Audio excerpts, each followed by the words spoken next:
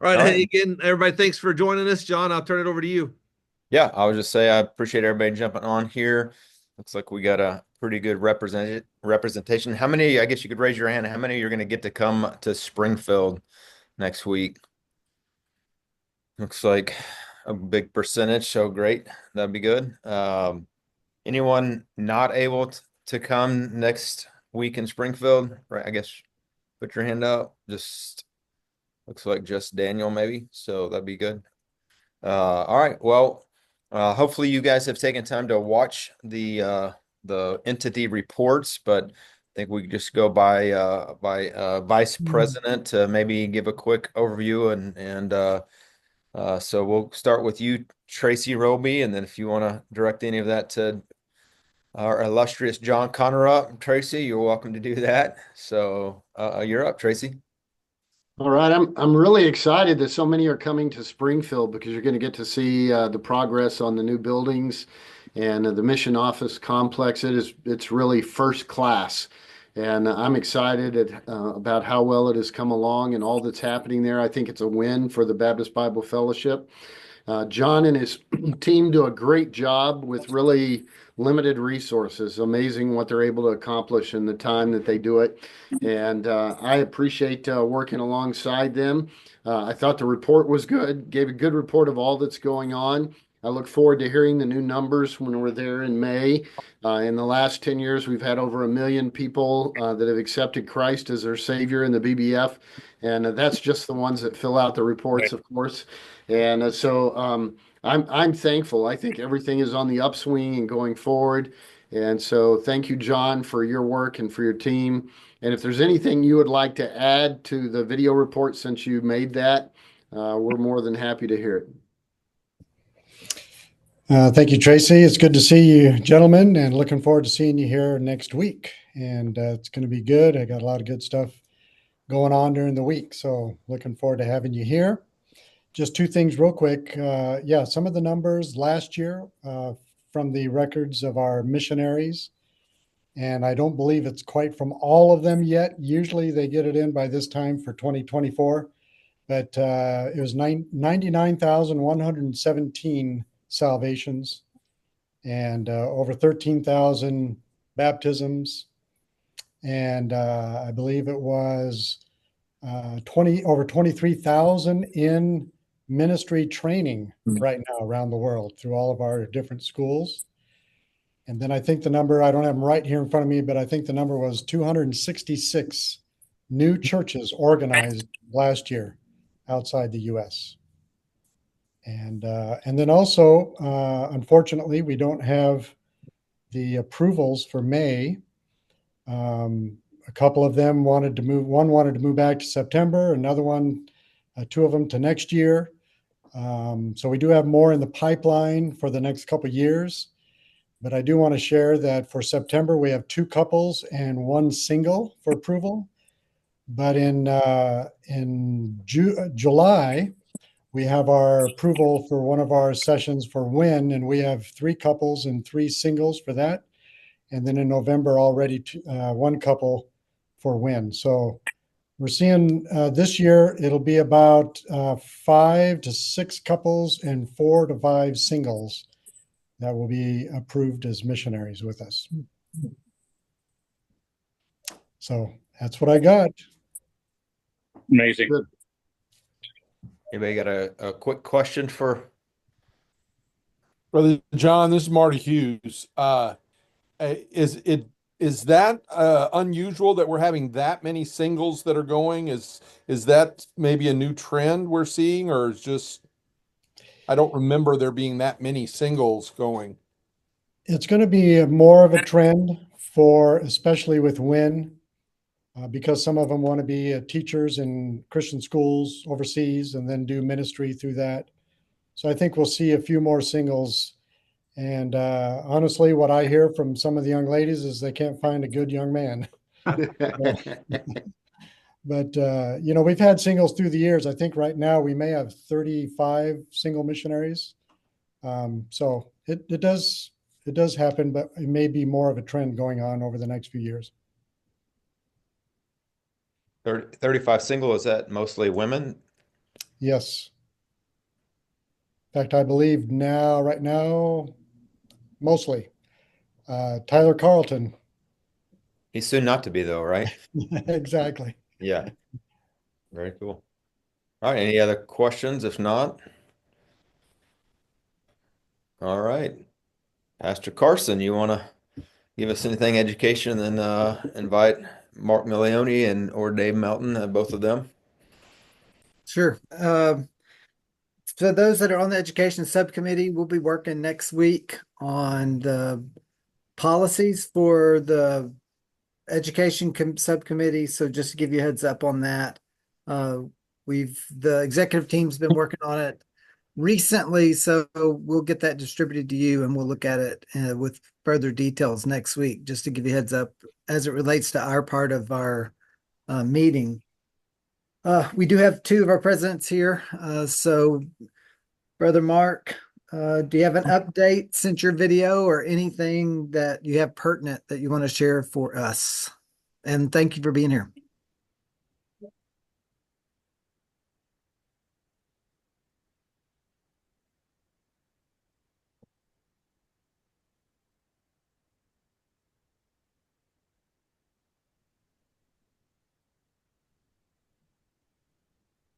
All right, I'm not hearing him.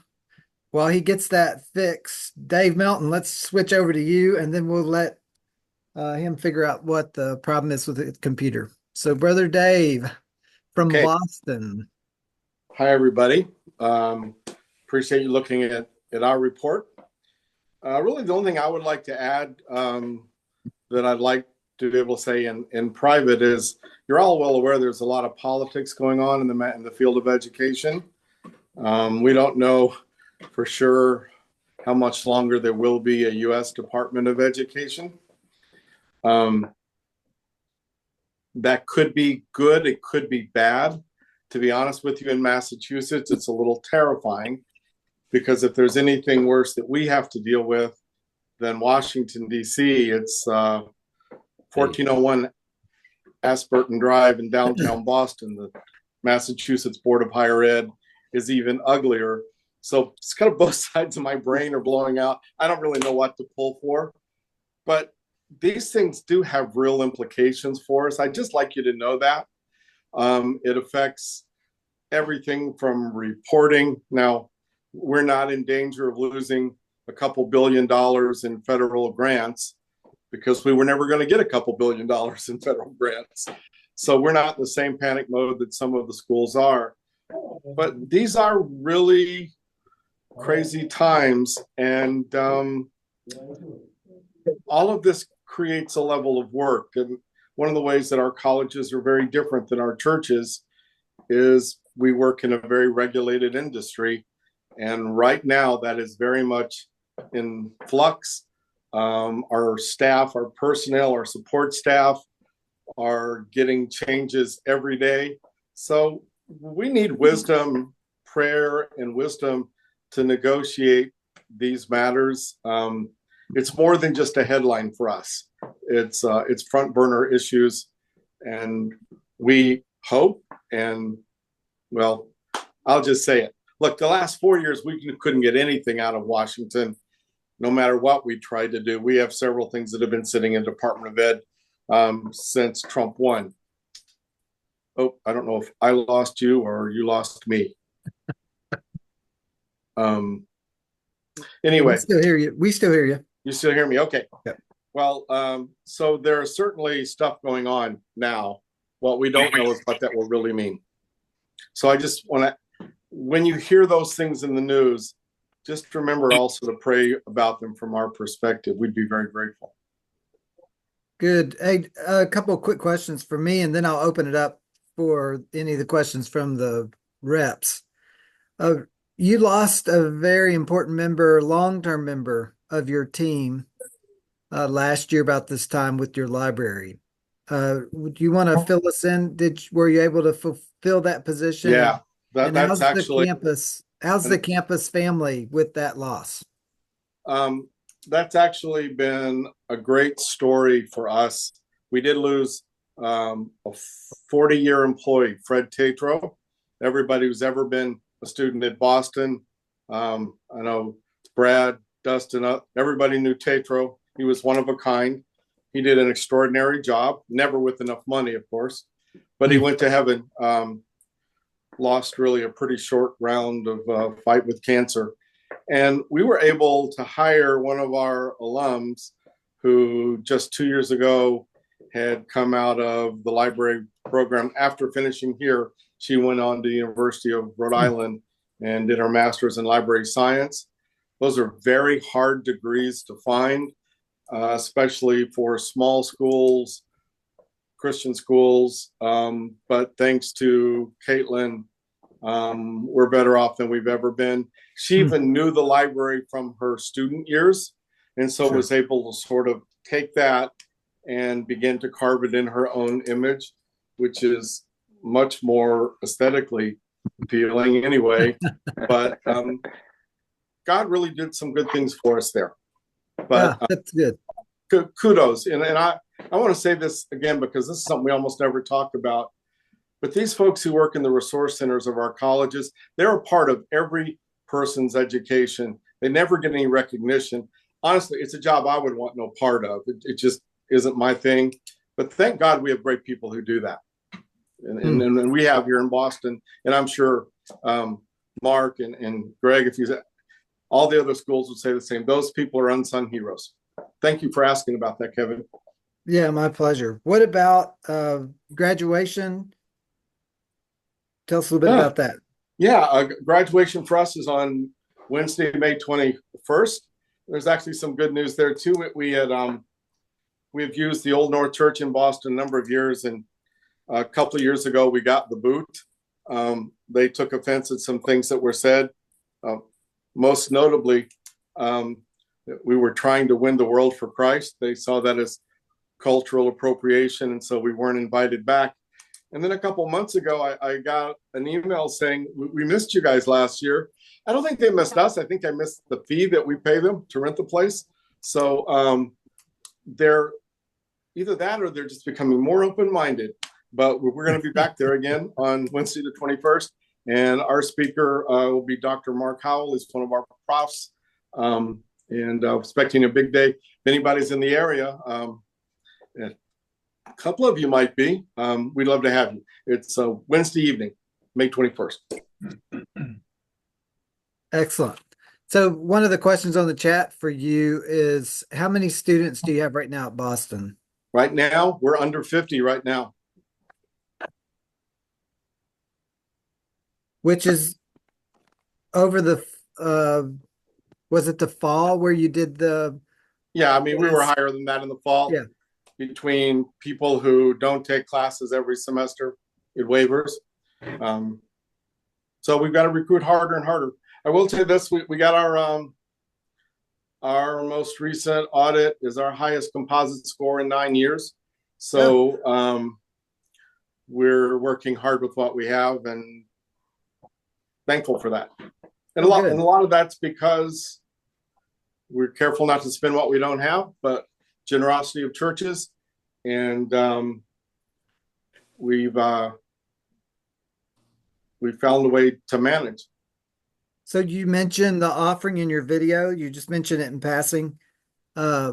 What do you know your goal yet for this year? Yeah, our goal is 150,000. We need that, especially to replenish some scholarship funds. Look, everybody knows this is no secret. It's harder and harder and harder to find young people, especially who want to go into ministry training. And if we want those people, and we do, we have to be able to meet them where they are academically, but also financially.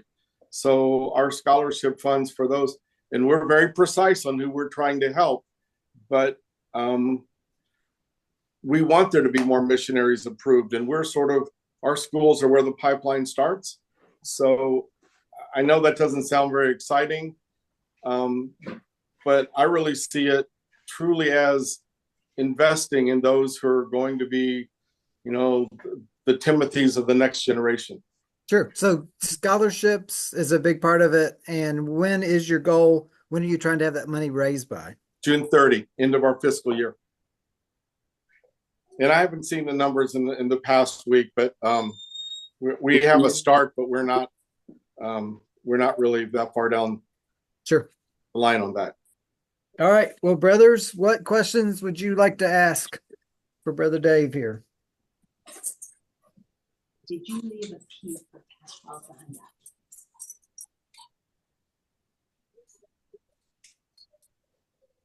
Going once. Going twice. All right. Thank you, sir. That worked. Appreciate your help. Thank you. All right, Brother Mark, are you ready? Hear me now? Yeah, we can. Yes. Okay, good. Sorry about that. I don't know what I did. It happens. Just replugged it. Yeah. Yes. Yeah. So we saw your video. Do you have any updates since the video or anything that's pertinent that you want to share? No, I tried to capture what I could on the video. Just a couple of thoughts. First of all, welcome to you from my new office. This is first time, and we'll be meeting in our building here with all the state reps and officers. So we're looking forward to having you. And you need to know our building is bare bones. We haven't really bought or done anything to it yet. We've just kind of moved in just a couple months ago, and are getting used to it. But we've used what we had, used what the missions office blessed us with here, and we're still trying to figure things out. But I'm excited to have you come see everything. So this is the first time talking to you from my new office here, and I do appreciate that John Connerup has a bathroom. I appreciate that very much. Yeah, you're Thank living you, John. Thank you, John. it up now. And I do want to just echo what Dave had to say. All the indications that we get from whether it's our auditors, our accrediting agencies, or even other large education groups is just to hang in there, because they don't know.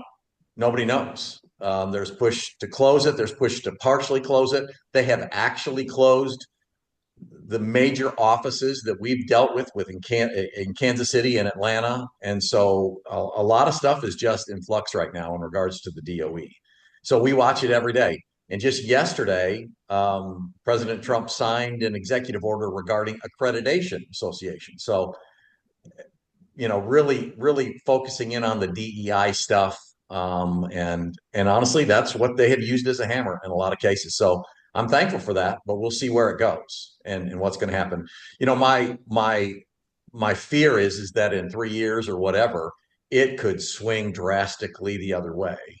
But man, maybe we can make some good things happen in the meantime. So it's a concern in the whole education world, not just even colleges, but all kinds of schools. So the other things are we're excited about next week. I think we've got all our details ready. There's always little things, and excited about our speakers, services. Really excited about Monday night. It wasn't, but I think I had this conversation with Randy Harp, I don't know, 5-6 weeks ago, when I said, I just don't know if we're going to do it or not. I just didn't know if guys would come to it. And lo and behold, they started signing up, and right now we're looking at about 150. I was hoping for 50, 60 to begin with. And back then, Randy, I think I had, less than 20, and I just wasn't sure. And just this week, some people tried to sign up and couldn't, because we had a deadline of last Saturday, just so we had numbers for our food service people. But we turned it back on and gotten a bunch more this week. And it's still open. So we're just planning on more. So even if you haven't signed up, go ahead and do it now, and we'll make room for you. Keith Gilby's going to host that night, so it should be a lot of fun. That's Monday night at what time? Monday night at 6 o'clock in the big dining room, the presidential dining room in the CAF. So perfect. Yeah, it'll be fun. Then Tuesday, we all have meetings, lots of meetings on Tuesday. Tuesday night, I'm excited to have O.S. Hawkins with us. Just wrote a book about J. Frank Norris and George Truitt, and I've spent a couple of long phone calls with him. He's so excited to come and talk about those things. He has a family. His family is actually from J. Frank Norris's church, so he has a lot of personal interest in us and some great stories he's going to share. Wednesday morning, I'm excited to have Bill Dow Jr. And I asked him to look back and tell us. You know, he knew these guys. Ray Adams is going to talk about it from the college perspective and the professor perspective that he's had for so many years, 46 years, I think. And then Steve Doss is going to share. Steve is a younger pastor, newer senior pastor, but he can talk about this is where we're at and this is where we need to go. Excited to have him. Wednesday night, Greg Steer, president of Dare to Share, is going to be with us. Greg normally speaks to massive crowds, and Dare to Share is just pushing young people to share the gospel. And I landed on asking him, and it was hard to get him, but that's, if we're going to move forward as a fellowship, we have got to rediscover winning lost people and making that a priority for who we are, every church, every one of us. Wednesday begins with church planning hour. Wednesday afternoon, we have retired pastors luncheon, missionary luncheon, and that's always a lot of fun. Jim Goodman is heading it up this year, and Bill Carter's going to lead singing, and they got it all planned out. It's going to be a lot of fun. Thursday morning, missions morning. We start with alumni breakfast that morning, and you can sign up for that right now online as well. Got a lot planned on coming to that, and that's just a lot of fun. Good time to gather and chat. And then Thursday night, Kent Gisalva from the Philippines is going to be with us and our main speaker. And every night we've got some after gatherings. We're going to do something in our student center. You can guys always like to go out, and that's fine. But if you want to just hang around, we'll provide you a snack and some dessert. On Wednesday night, hopefully the weather will cooperate. We encourage you to come to the White House, where there's our brand new sand volleyball and pickleball courts will be available. So come and bring your tennis shoes or whatever. So it should be fun. Got a lot of snacks going on there. And then we'll finish Thursday night with just a little celebration for our anniversary. Friday morning, Rick Blue is our commencement speaker, and we're going to honor Rick with a degree that day. Right now we have 89 graduates. So it's really going back up in the number of graduates, and excited about that. So lots of meeting times, lots of parties, and just going to be a fun, busy week. So I do hope you get to come. Okay. Yeah. Those are the main things I think right now, Dr. Carson, but Perfect. Any questions from you men?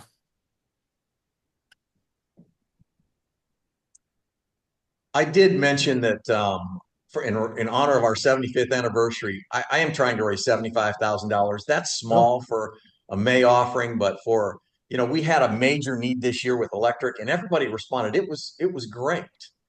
People responded so well, and literally just a week ago, that was finally fixed. The city dragged their feet, and it ended up costing a lot more than anticipated. So to just help us with that, help us with Fellowship Week expenses, and maybe help us to get some more just good things done for the summer. I could use a whole lot more than 75, but that's a great start. Great thing to help us. So if people could come and share and bring something from the church, that'd be a great help. So you're hoping to raise that next week? Well, I put it out there. We've already had several people respond online and send some checks in. So yeah, we'll talk about it next week, but good. Yeah. Good. Any other questions, brothers?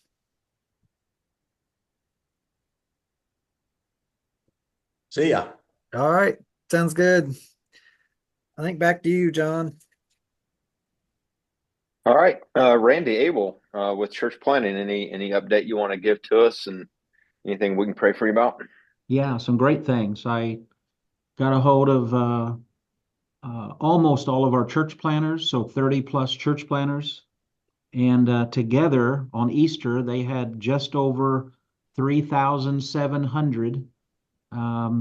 They had 210 plus visitors, and this is wonderful, 102 salvations.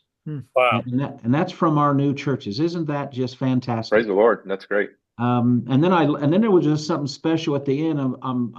I sent them all a follow-up text telling them the numbers, and Court Halloway up in Maine, he just says, praise God. And he goes, I don't know who else is on this, but praise God. Well, they all started chiming in, and I'm just watching my phone, and it's like, here's Julian Martinez down in Port Arthur, Texas, and here's Bobby Sharp in California, and Arthur Congalvez in Sanford, Florida. And I just loved, here's all these locations just popping up from everybody telling Court who else is in the text and who else is a church planner. And I just love that. The subcommittee meeting next week on Tuesday afternoon will be, so we've changed up how we do things. It's more gathering around, and we do a Q&A with the church planners that are able to attend. As of now, there'll be maybe 3 church planners there that you can, I don't really have an agenda. It's just you guys get to know them. We ask them what we can pray about, and we spend time in prayer for the church planners. And then on Church Planning Hour on Wednesday morning, you'll get to meet Pedro Morales. That's Chris Kondracki's guy, and he's planting a church out in Baltimore. And he's already doing a great job. It's already got a building 1 year in, because out there you can find almost closed down church buildings all over the place. We'll also have AJ York, who's planting a church in Michigan. We're going to be hearing from Scott Goodwin. That'll make Tracy Roby happy out in Locust Grove, Oklahoma. Hearing a report from Scott, and then preaching, a short sermon, Tim Hale, who's started a church in Midlothian, Texas. And evidently, I not only taught him all I knew, but then taught him everything I didn't know. He had over 1,200 on Easter. So goodness sakes, praise God for that. Apex and BBF Church Planning Funds are both doing well. I just talked to Terry Kaiser this morning, and 2 guys have finished out their 4 years of support. And so we're shifting that to some other guys, but Apex funding is up about maybe almost 40% over where it was 2 years ago. And then the new Church Planning Fund, which is where the money comes from to give our church planners that $1,000 check at national meetings, it's doing great. And so this year, we're not only giving the 2 church planners, but also Scott Goodwin and Tim Hale $1,000 just for coming and being with us. And so things are going really well. And I'm already working on a pipeline of church planners for September. And if anybody's on this call and you're not getting the church planning newsletter, just email me and I'll put you on the mailing list. Right now, the mailing list is about 250 BBF pastors and leaders. So just email me at randyable@aol.com and I'll put you on the list. And my church covers all the cost of that.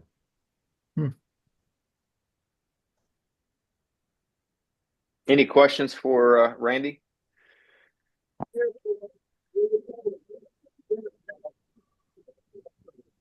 Randy, I think that's great news, man.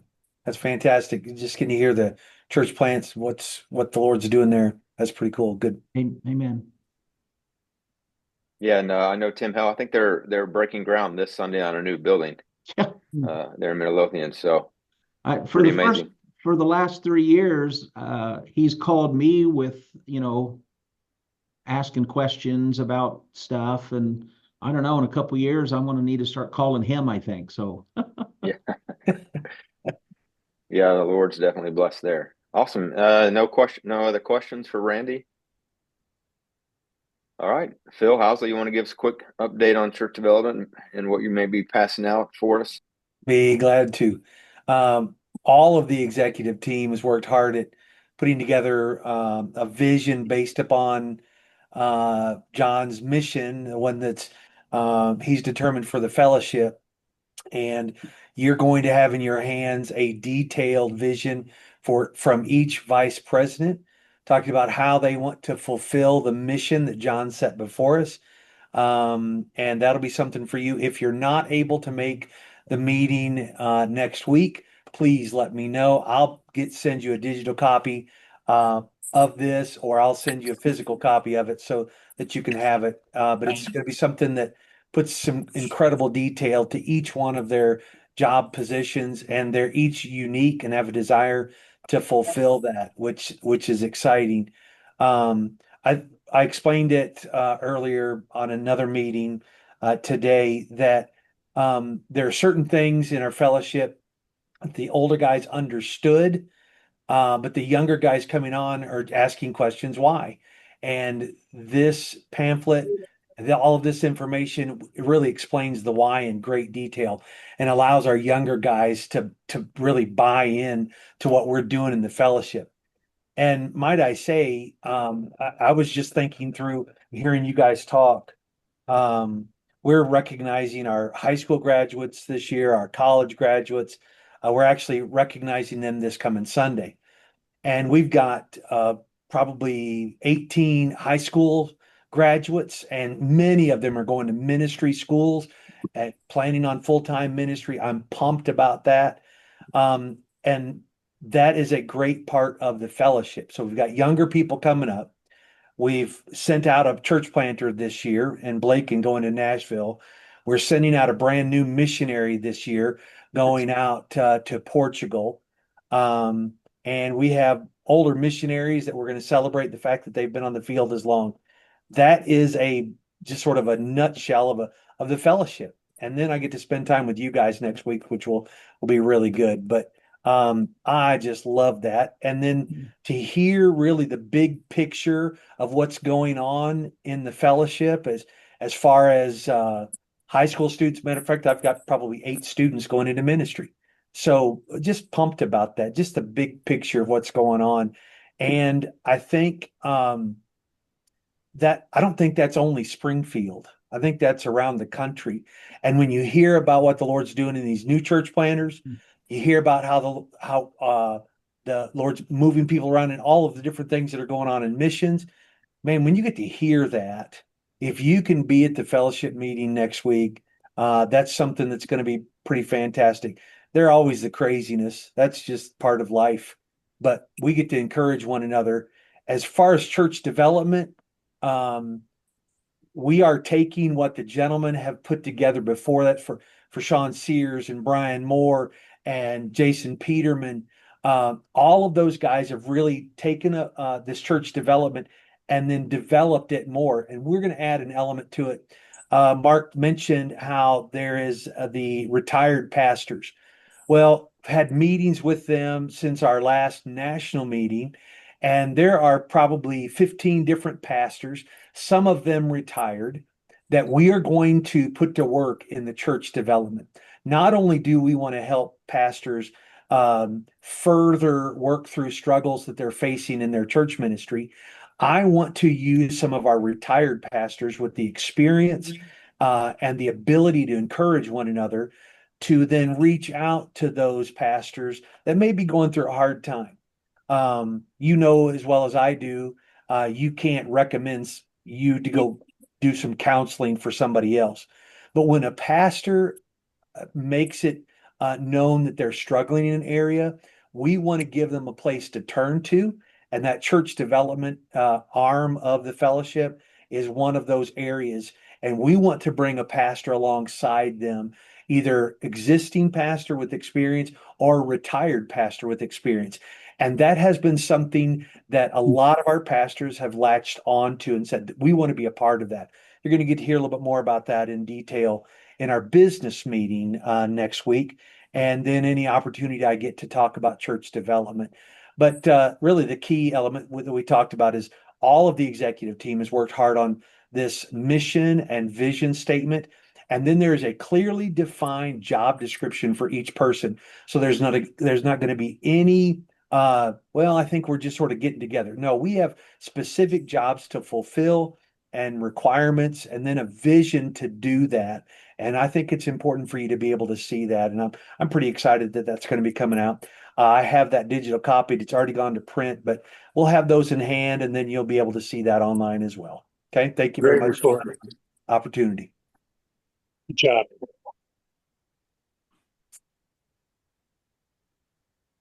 Very good. All right. Well, any questions for Phil before we move on?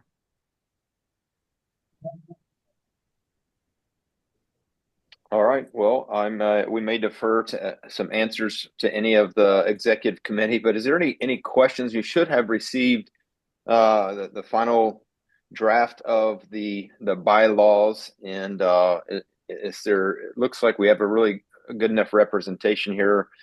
Even one that said they may not be able to come to the meeting in Springfield, that we could potentially get to a vote today on approving the bylaws, that we could present then to read in the business meeting. So before we go into further discussion, if Dave, Mark, and John Connerup, you guys are welcome to stay and be a part of it. If it's not something you want to be a part of in the discussion of the bylaws and vote, you're free to dismiss yourself if you like. That's kind of up to you. You're welcome to stay, but if you don't want to, I would understand that as well. So we appreciate you guys. Thank you. Thanks. I'm going to head out. I got a couple things going on. Okay. Thanks, Brother John. Thank you, Brother Mark. Thank you, Brother Dave. Thank you, everybody. All right.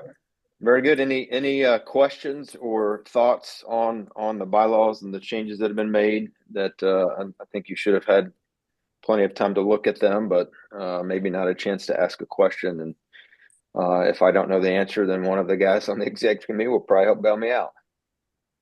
I'll say one thing before, real quick. I did have someone send me a couple our thoughts on a couple. They're not corrections, but a couple capitalization technical things. So from what I've sent you guys already, there's only 2 words that I didn't capitalize that I should have, just for consistency's sake. So I've already made a couple to those changes. So I wanted to say that up front. So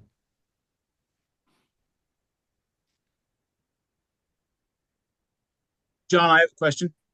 Yes, sir. From the time we looked at it and we reviewed it at the rep meeting in January, has the executive committee made any major or substantial changes to what was redlined in January? No, I don't. If my memories, I don't think we've made any changes other than what was recommended at the meeting. Is that correct, Randy? correct. So what you were sent is, or you were able to download, is the exact copy of what I was editing in real time when we were together at the state rep meeting. So I would have just put it all on the same color and possibly formatting changes, but all the content is exactly what was suggested after or during the state rep meeting.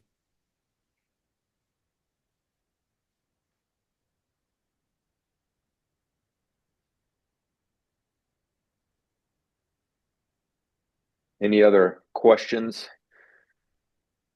I know.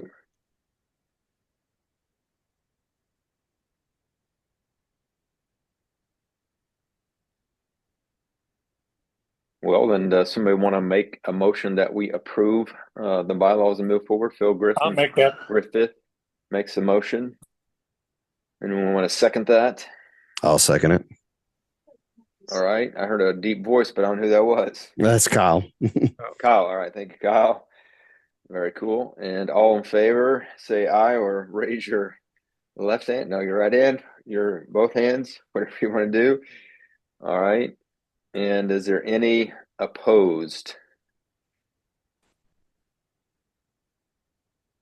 Any double checking before it doesn't look like there's any opposed. All right. Looks like the motion has passed unanimously. And then we will plan on presenting this then the business meeting there in Springfield just a week from now, right? Very good. Randy, anything else you want to add? John, I have a second question. Yes, sir, Kevin. Yeah. So just so we're aware, because I mean, people aren't calling me when they read this draft. They're probably calling one of you guys on the executive committee. Is there any particular concern that has come up, you know, from anybody that's a legitimate concern that we as field rep or state reps need to be ready to respond to or give our opinions or insight on? Yeah, great question. Because it's always good to be prepared, right? I have not personally received any call or email or text of any negative, but Randy or I guess anybody on the executive committee, have you received any that would better prepare us for questions? I have not, but also I've not widely distributed this draft. I didn't, it wasn't, I didn't think it would be right to submit it or to send this out until the state reps voted on this draft. So my plan is to send an email out to my email distribution list that will have a copy of this draft on it. And I'll state that the state reps have voted on this version of the draft, and it will be read in May, and then Lord willing voted on in September. So so to answer your question, kind of, Kevin, there's not a lot of people that have seen it to probably have a lot of questions about it yet. Would it be helpful if each of us, if whether we're a state rep or a state chairman, Randy, once you send that out, if they wanted to have a conversation with somebody about it, to say that their state chairman or state rep is available because they've reviewed the document and understand some of the things behind it, so that they have more of a local contact for a point of discussion with somebody in the know than just, venting online or in social media and someplace like that, that we point them in a direction. Yeah, that's perfect. I'll state that in the email I send out, that first level of question should go to the state reps, since the state reps have voted on it and have seen it and worked on it. Not only seen it, but helped draft part of it. So I'll definitely. Yeah, that's a great idea. Great thought, Kevin. We're just available. I don't know that that's a mandatory first step, but I think it's a helpful first step if somebody does have questions. Correct. At least giving them the opportunity to know what the proper, that your state rep is available to have any questions. They've looked at this, they've dealt with it. That's a really good point, Kevin. And really, this draft, the primary changes are adding the fourth vice president, clarifying the language for the missionaries to vote. So really bringing us into alignment with what we had voted on prior. And then the other substantial change is the executive committee national officers going from a 2-year term to a 3-year term. So those are again, just FYI, those are the primary changes to this document. Randy, could you send us that as a follow-up to this Zoom call, as like 3 major talking points on the draft, so that we're on the same page? Yes. Yeah, I'll email after we're done today. I'll upload this video to YouTube so the guys that aren't on can watch it, and I'll have those talking points. Thank you. Hey, okay, so you got the talking points. That's the same thing I was going to say, Kevin, for that document. Is there something that you can give, just a blanket statement on what you could give the state reps in case they refuse to read it, they don't want to spend time, they don't have the document, or they've been given it, they don't want to read it? What's a general answer you could give to the state reps where they're asked a question? Okay, so why were there need to be changes? What would you say to that? Are you asking me? Well, no, I was asking Kevin. Well, I think one of the things that is just true in any church or organization is that we're a living organization. Society doesn't stay stagnant, and neither should an organization. And we have to continually look at our bylaws and constitution. And 75th anniversary is a great opportunity for us to stay current. And I think that's just, to me, it's life, right? Okay. We keep moving and growing. And you turn 50, you get a colonoscopy. Yeah, well, that's what our bylaws needed. The key is if the leadership of the executive committees looking at these policies and making basic changes and stuff, then they get it approved by the state reps. If a state rep is asking, well, you voted on it, and then they don't know what they're talking about, that causes an issue. So a general answer to that would be really good. Common theme. And then if it goes deeper and they want other details, then point them to the executive committee. I think that'd be good.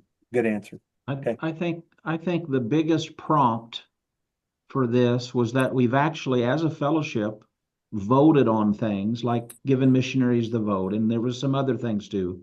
And this was basically catching up our own bylaws with what we've already decided to do. So Right. I realize there's some other things, but that was the biggest prompt. Right. Well, and you'll also notice the removal of the so much of the educational part of things. If anyone looks at the old one and looks at the new one, they'll notice that. Right. And Yep. so that we moved that to its own policy rather than being part of the Constitution and bylaws. To allow flexibility, and we can get our colonoscopy more frequently if we need to. Yes, we need to. If there's history. That's awesome. Didn't think we'd have that talk today, but you never know. Any other questions or thoughts that might help the layout with the rollout with this better? I would ask, well, a couple of things, John, and you'll make the ask, I guess. But so these will all be printed off. So I'll print off several hundred copies of it and be distributed during the business meeting. And again, officially, the statement in the current bylaws say if you're going to change it, it has to be read at a meeting. So if one of you gentlemen, I forget the exact wording that someone stated when we were together in January, that would stand up and say, I move that we accept it as read without reading through unless you just want John to read all 8 pages. But do we want to pre-plan that so someone volunteer to make that motion to stand up and say that when John starts reading? I think they just want me to have to read it all. I think there's something, I don't know. I think if you bullet point the highlights things, I think there is something to be said. It sounds crazy, and I know I'm old, but if it happens too quick and you try to scoot over it, it only starts to smell of some kind of underhanded something. So I think this may sound really weird to you, but we might need to belabor the issue until somebody's tired of it and then said, okay, hold on here. Now let's move on. And I don't know. Call me crazy. So Phil, do you think it would be okay to do an overview, just like we talked about with the state reps? Here are the 6 critical things that were changed. Yes. Yes. Now page 1, right? And so work through the 6, do that in a fine tooth, and then go ahead and jump on page 1 and start to read it. And then someone can basically say, Mr. President, and then you can interrupt him from reading the rest. Yeah. I think if those changes are highlighted like Randy has done previously, which was really good. I think if those things are highlighted and they're in their hand, but if you don't offer a copy of that, if you don't put something on the screen, if you just say, hey, there's one person that has the script and they're reading it, wow, it just sort of screams of underhanded something. Yeah, well, they're all going to get a copy of it today or tomorrow digitally, and then we'll have a print copy for them to have in their hand in the morning. So they'll have that. And they won't be actually approving it this time. Meeting. What action will we have to take this meeting? This is just the formality of reading it publicly so that they can vote on it at the next meeting. Okay. But I do agree with maybe the highlighting where the changes are, that you're being fully transparent. So Chad, it looks like you had a question maybe. Yeah, just a comment. I think it's a great idea too. I think giving the bullet points, people are inherently lazy, unfortunately, and reading the whole thing, they're not going to. But on the other side of that, there's a general distrust with any sort of authority figure, whether it's in the church and outside the church. So I think maybe even just increasing the transparency like we're talking about, just lets them know, hey, we can be trusted. If we can be trusted with this, we can be trusted with other things.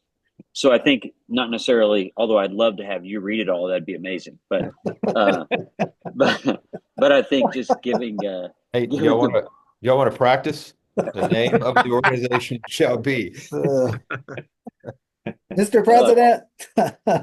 no, but I think I think that's a good idea, and just we can't assume everybody already knows and everybody believes what we do. So that transparency in the day and age we live in, a lot of things have been deconstructed, and people's view on authority is one of them. Right. Well, and I appreciate that, Chad, from, first time in the Zoom room or state rep meeting. That's a good perspective for sure. Yep. Here, I'll read. It's just one line. That's all I'm going to read. But this is our current bylaws, what we're operating under. Quit smoking. It says this constitution and bylaws may be amended at an annual meeting of the Baptist Bible Fellowship. That's going to be in September by a 2/3 vote of those present and present in voting, providing the proposed amendments has been read at a previous national meeting.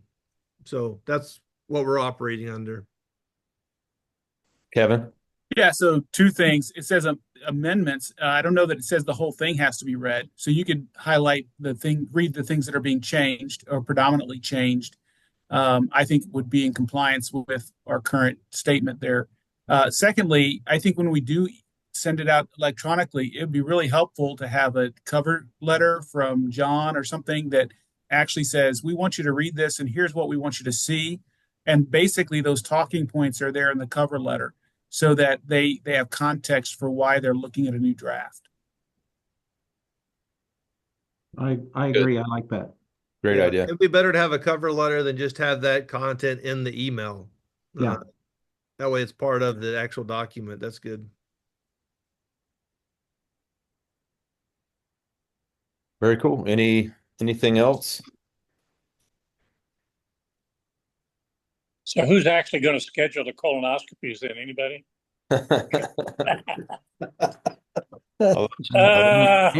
And of course, it's the guy from Iowa. I'll let you know when mine's scheduled. Yeah, the guy from Iowa on vacation in Branson right now. So yeah. Oh. Yeah. Good for you. Randy, day of business meeting. I think you mentioned in January something about having all the state reps do kind of a visual, hey, yeah, we're on board or something. Did you work that out? Did you want us to be down front or on the platform, or how did you envision that? that was my second thing I wanted to mention. And John, I was going to let you be the one to make the ask if you want them to do that. But I think that shows solidarity, good support, whether it's literally standing in front of all the pastors behind John and the executive committee, or if it's just everybody John makes a comment and all the state reps stand up. So John, whichever. Yeah, I think probably the easier thing, because it's, I'm usually on the floor anyways when we do the business meeting, is just as far as introduction, letting them know, hey, we've been working on this for a while. Hey, if you were one of the state reps at the advance and helped work on it, can you just stand? That way people would know it wasn't two guys. We can say state reps have worked on it and it doesn't mean anything. Just like I could say we have, less than 50, but that could be one. We don't know what that number is. So it's just so we can have everyone stand up. We'll know exactly what that means. So if there are 50 guys that stand up and I know one of them, okay, I'm going to give it credibility because I know that guy. Yeah, it's the visibility of the personality for sure. Yeah. Yep. Yeah, I don't think I would limit it, John, to saying the people that were there at the advance. I would say there have been people that were there at the advance and who have worked on this with Zoom. Okay. I think I would add both so that you get the larger number. True. Very good. And just under 1,000 people worked on it. Yeah. Between 1 and 1,000. Yeah. That's true. All right. Anything else? Just that we're going to have, just for, you should know this, but on the 29th, we'll have the state rep meeting. It's going to be where it's normally at, which was the mission office, but now is the admin building of Mission University. And then we'll have the business meeting on the 30th at 11:30 in the field house. So anything 30 is ish. It's just as soon as the service is over, the morning service is over. exactly, which is 12:30. No, 11:30-ish. Anything else before we? Is there anything else on the agenda for the business meeting other than the draft? No, other than we'll give maybe a couple minutes to Mel Himes to kind of pitch what he does for the fellowship. And that should be about it. Hey, John, Yes, so sir. that booklet handed out with the mission and vision, will that take place Oh, in yes, that'll be a good time to do it too. Well, just as a normal business meeting, every one of the vice presidents will get up and give a short update, and one of those would be with Phil and pass out that information. Yep. I will give each vice president and John, you obviously that booklet ahead of time so you can look at that. And if you could just reference that when you're talking about that will draw their attention every time to it. That'd be great. Anything else, Randy? I would just say plan on being in Tyler, Texas in September, to the second part of our 75th anniversary meeting. I've been working with Joel Byers, and he's done a lot of work, and they're investing quite a bit of money, and it's going to be a good meeting there. And then be planning on, we don't have the date set yet or even the location, but either in January or February of next year. So this is very vague. We're going to have another state rep advance. So each year, those have gotten, I think, a little better participation. We want to bring in somebody again, like we've done the last couple of years, to invest in the state reps. There's been a couple ideas tossed around, but if you know someone that you would highly recommend that would be a value add to both the state rep as a pastor, as a state leader into national fellowship, let me know or John know so we can start working on planning out our state rep advance 2026. So I just throw that out there as well. Very cool. All right. Well, I'm looking forward to seeing all of you guys. Most of it looks like in person in next week. So pray you guys are doing well. Phil Housley, would you want to close us out in prayer? Be glad to. Well, thank you for blessing us the way that you have, providing for us, and each individual ministry. Thank you for using us for your glory. I pray that in our preparations, even for this coming Lord's Day, I pray that you'll prepare us for that. And then also for those that'll be traveling next week, the meetings, I pray that you would get the glory from everything that's said and done, and especially the time we open up your word. Pray that you'll be with these gentlemen. Lord, I pray that you'd give them strength and peace and wisdom as they serve. And thank you again for your blessings, the way that you've provided for us. Lord, I know, and you know even to a greater degree, what each individual is going through. And I pray that you would prepare them for what lies ahead.